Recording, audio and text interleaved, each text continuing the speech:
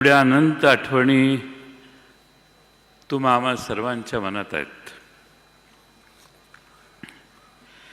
हिंदीमध्ये एक गाणं आहे सुप्रसिद्ध, दुश्मन ना करे दोस्त ने वो काम किया है, उम्र भर का गम हमें इनाम दिया है. गेले जवळपास 38 वर्ष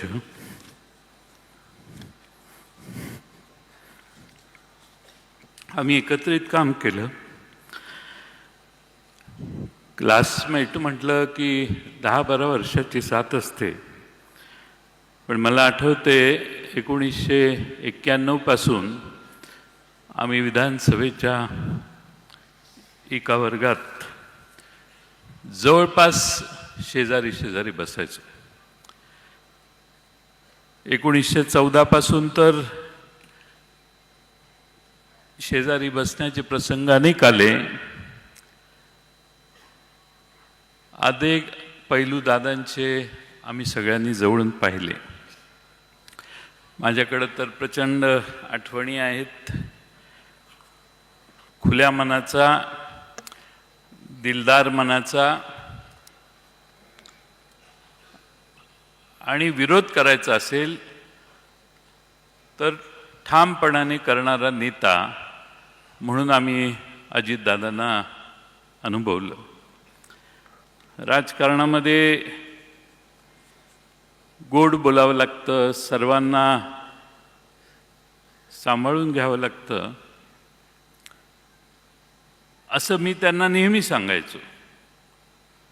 ते म्हणायचे गोड बोलायला मला जमत नाही, ते तुमचा मार्ग आहे, मी जे आहे तेच सांगणार. मी एखाद्या मीटिंगच्या आधी सांगितलं की हे आता अमक्या अमक्या जिल्ह्यातले अमक्या अमक्या तालुक्यातले येत आहेत, थोडं शांतीनं घेऊ आणि नंतर आपण हँडल करू, मला सांगायचं आहे, आत्ताच सांगणार मी. एवढा ठामपणा मी महाराष्ट्रातल्या देशातल्या कुठल्याही नेत्यामध्ये आजपर्यंत बघितला नाही. जे असेल ते समोर आणि रोखठोक. आणि म्हणून अजितदादांना दादांच्याबद्दल एक घोषणा असायची, मी मगाशी सांगितलं, एकच वादा अजितदादा. आणि ते खरंच होतं की महाराष्ट्रातल्या सगळीकडं आम्ही जिथं जिथं त्यांच्यावर गेलो, जनतेला ही खात्री असायची आणि म्हणून जनताच घोषणा द्यायची, एकच वादा अजितदादा. अनेक आठवणी त्यांच्या मी आपणाला सांगू शकेन, अनेक मान्यवर बोलणार आहेत, पण माझ्यासारख्या कार्यकर्त्याला वाटतं की अजितदादांचं एक स्वप्न होतं, महाराष्ट्र घडवण्याचं होतं, महाराष्ट्रातलं राजकारण घडवण्याचं होतं. आणि त्यासाठी हळूहळू पुन्हा मैदान तयार करावं, हळूहळू संघटना आणखीन जोरदारपणाने वाढवावी आणि एकसंघपणाने या मैदानात अधिक ताकदीनं काम करावं, हे दादांचं स्वप्न होतं. आणि हे स्वप्न पाहत असतानाच नियतीने मोठा घात केला. मी दादांना फार जवळून पाहिलं अलीकडच्या काळात. प्रचंड महत्त्वाकांक्षी आणि कुठल्याही आव्हानाला तोंड देण्याची मानसिकता असणारे दादा मी फार जवळून बघितले. आणि म्हणून आज मला म्हणावं लागतं की प्रचंड मोठ्या महत्त्वाकांक्षेची राख रांगोळी त्या अपघाताने झाली. आज अजित पर्वाचा अस्त झाला असं म्हटलं तर वावगं ठरणार नाही. खरं म्हणजे वाऱ्यासारखा महाराष्ट्रभर फिरणारा दादा एका क्षणात शांत कसा झाला हे आजही महाराष्ट्राला कोडं आहे. अजितदादांना टापटीप आवडायची, पण व्यक्तिगत संबंध अजितदादा फार सुरेख सांभाळायचे. अनेक असे प्रसंग आहेत की ज्या प्रसंगातून मी पक्षाचा अध्यक्ष होतो, त्यावेळी असे अनेक प्रसंग आहेत की एखाद्या मतदारसंघातल्या एखादी गोष्ट करायची असेल तरी दादांचा फोन यायचा, आपल्याला हेच केलं पाहिजे, हे स्पष्ट मतभेद झाले तरी मला हेच वाटतं असं सांगून फोन ठेवायचे. त्यामुळे स्वतःचं मत मांडायला दादा कधी कचरले नाही. आम्ही एका पक्षात फार वर्ष काम केलं. काँग्रेस पक्षातून राष्ट्रवादी पक्षाची स्थापना झाली. आदरणीय शरद पवार साहेबांच्या नेतृत्वाखाली पवार साहेबांचे त्यांच्यावर प्रचंड मोठं संस्कार होते आणि मी फार जवळून बघितलं अलीकडच्या काळात की पवार साहेबांच्यावर त्यांचं प्रचंड प्रेम होतं. आज खरं म्हणजे पवार साहेबांचा, मी तर म्हणेन आजही पवार साहेबांचा हुकमी एक्का अजित पवारच होते. एवढा अजित पवारांच्यावर शरद पवारांचा त्यांच्या कर्तबगारीवर फार मोठा विश्वास होता. आज खरं म्हणजे आपण सगळे दादांना एकत्रित निरोप देण्यासाठी इथं आलोय किंवा श्रद्धांजली वाहण्यासाठी येतोय.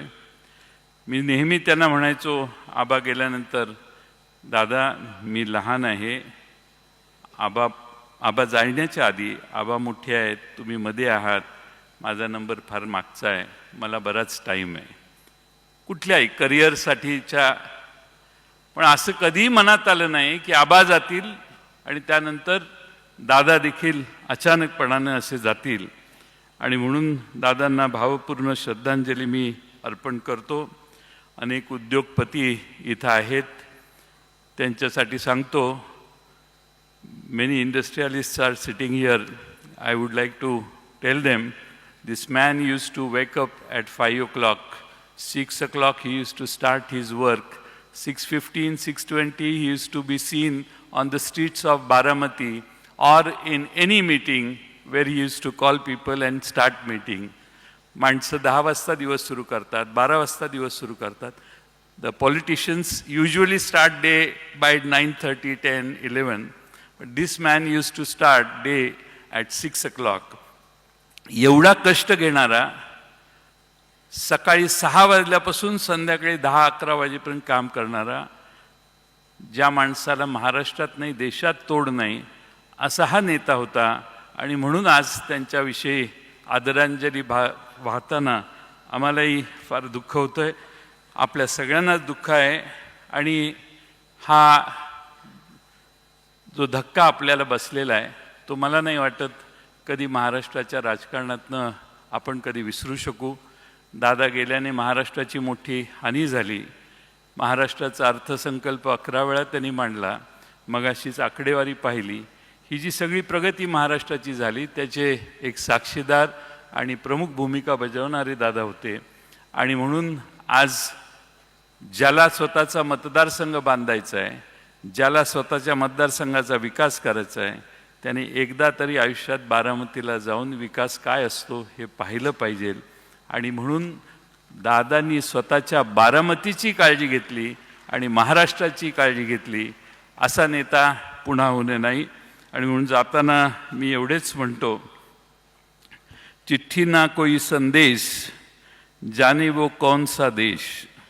चिट्ठी ना कोई संदेश जाने वो कौन सा देश, जहाँ तुम चले गए एक आह भरी होगी, एक आह भरी होगी, हमने ना सुनी होगी, जाते जाते तुमने आवाज़ तो दी होती.